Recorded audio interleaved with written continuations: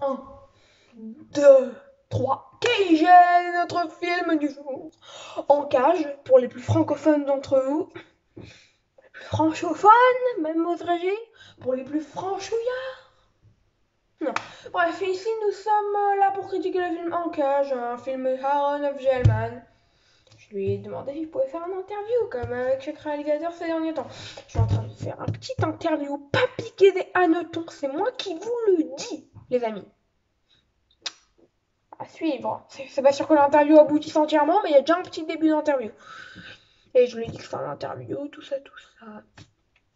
Donc c'est un film, donc Cage est un film avec Eddie Gatt et Gill, Angela Sarah Ryan, Bayan, Kayan, avec Melora Mordine. Bref, on va regarder sur Allociné le nom d'acteur, hein, sinon on va s'emmerder, comme on dit chez nous. Que dis-je, que fais-je, que ouais.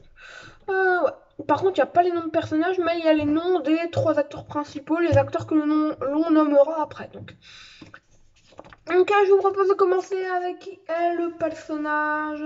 Les personnages. Comment dire? Cliché. Franchement, cliché. Pas ouf, quoi. Ils évoluent pas très bien, quoi, les personnes.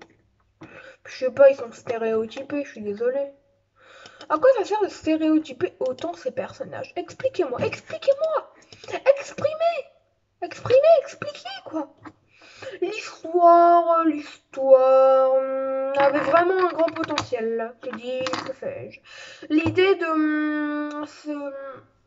la solitude n'était pas mauvaise.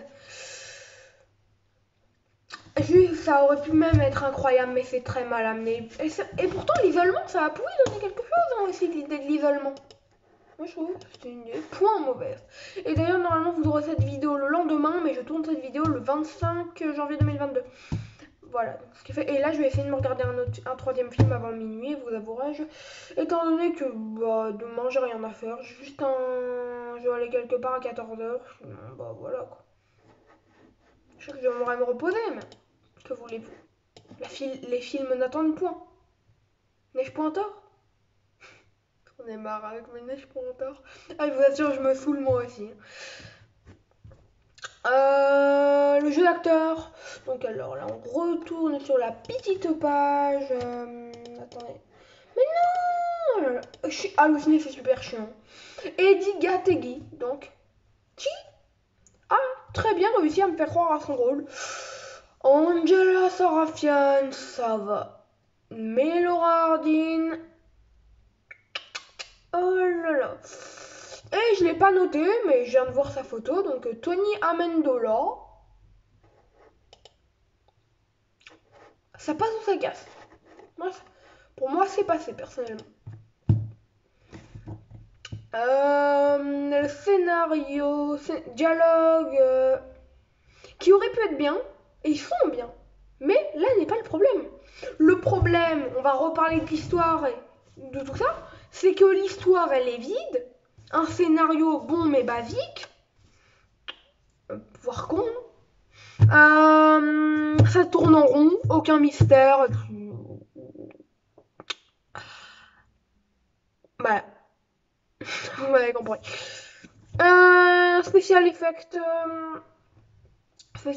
vraiment mauvais.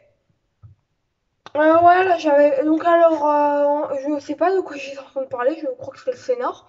Mais en gros, là, vous savez, parce que là c'est le 66e film de 2021 que j'ai vu. Film d'horreur, film de genre de 2020 que j'ai. De 2021 que j'ai vu. En cage.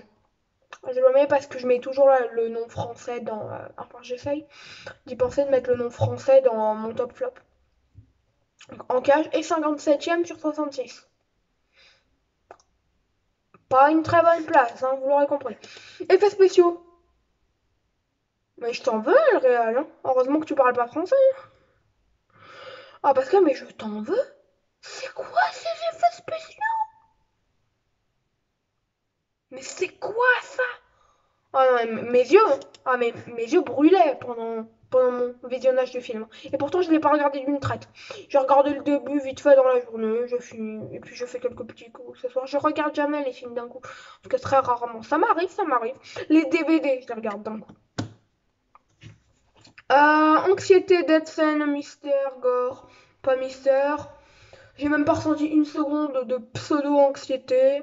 L'ambiance n'est pas franchement réussie. Les screamers sont beaucoup trop pourris. La fin, le message de fin. On peut apprécier cela. Ma note sur 20 sera de 10,75. Vous l'aurez compris, c'est la fin de cette vidéo et Caged. C'est pas ouf. Mais j'ai quand même interviewé le réalisateur. Alors je lui ai pas mis que j'avais bien aimé son film, hein, je lui ai juste demandé en interview. Voilà. Donc d'ailleurs, il faut que je prépare les questions au cas où s'il me dit oui. Même si, avouons que je n'y crois point trop. Regardons, regardons. Attendez, on va voir en direct là. S'il a vu. Parce que la plupart des réels à qui je parle ne regardent même pas.